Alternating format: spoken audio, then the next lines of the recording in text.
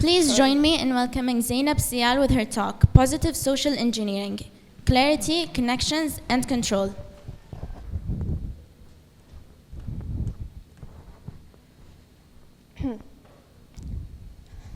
So, have you ever noticed how some people seem to glide through conversations, effortlessly winning friends and influence? What if I told you there's a method to their madness? Welcome to the world of positive social engineering, a powerful tool that can help you transform the way you interact with people and achieve your goals. Positive social engineering is getting people to do what you want by simply using two things: good communication and understanding their behavior. This is important because we all come from different backgrounds, different languages, different ethnicities and mindsets. So tailoring yourself according to this is the key in social engineering. So, first, let's talk about good communication. Good communication is when you tailor your words according to the intelligence level of the other person. Because intelligence level varies between people. So tailoring yourself according to this is the way you communicate properly with other people. Number two comes behavior. Humans are complex, with a lot of emotions, some which we understand and some which we do not. Let's say you say one thing to three people. Person one would get angry, person two might laugh, and person three might even find it interesting. This is the beauty of human interactions. Every reaction tells a different story.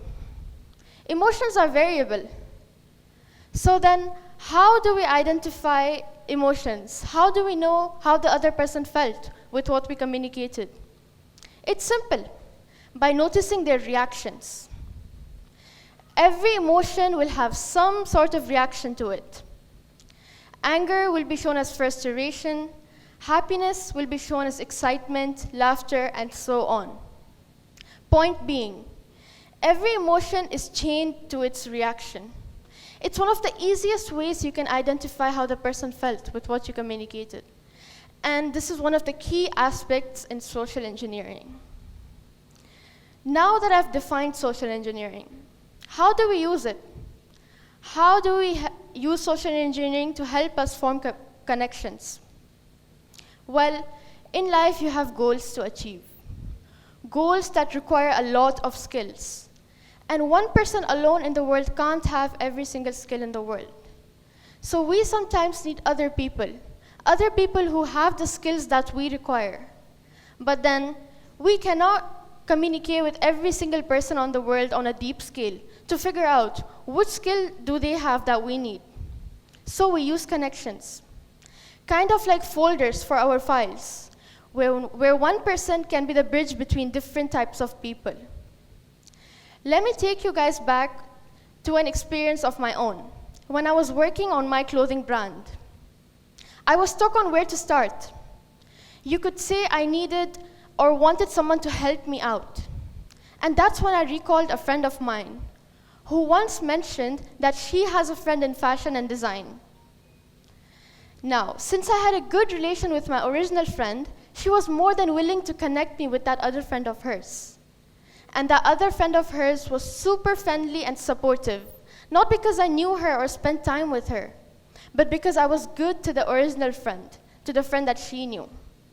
My behavior with my one friend had its effect spread. This is what connections are, where one can reach a broader set of connections simply by interacting well with one person. Now, I've just talked about how my behavior helped me in making connections. But what exactly was this behavior? What did I do right?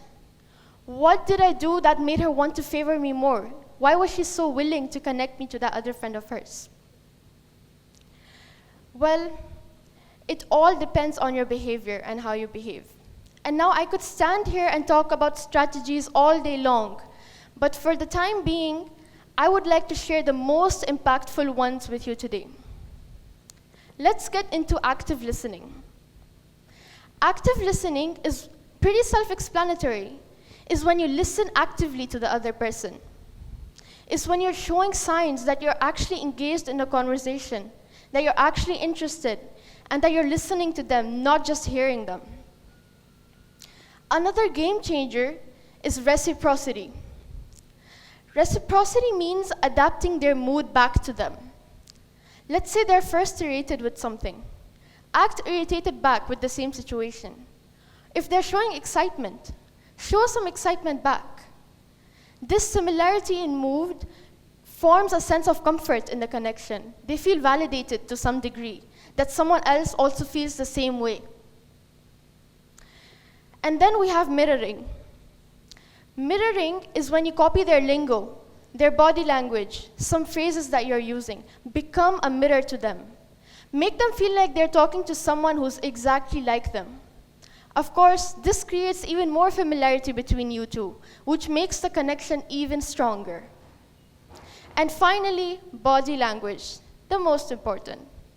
Your posture, your facial expressions, how you're looking, how you're making eye contact with them. All of this is body language. And this is how the other person perceives you throughout the conversation. So it is also a very vital part of behavior. Now, I have just shared all these tactics with you guys to help you make a successful path to your big goal. It can seem like all these tactics are a part of some huge game, as if it's a board of chess where you're moving pieces around. But that's not a healthy or a moral approach.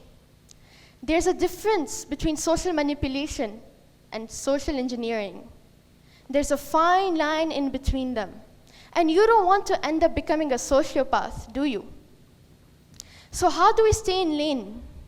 How do we keep ourselves from crossing the line? The answer is very simple. Honesty and clarity. It's about being transparent about your motives. It's about being truthful about your intentions.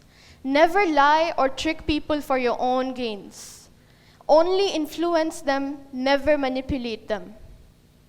That way, you can engineer a pathway to success for yourself without hurting or damaging anyone in the process.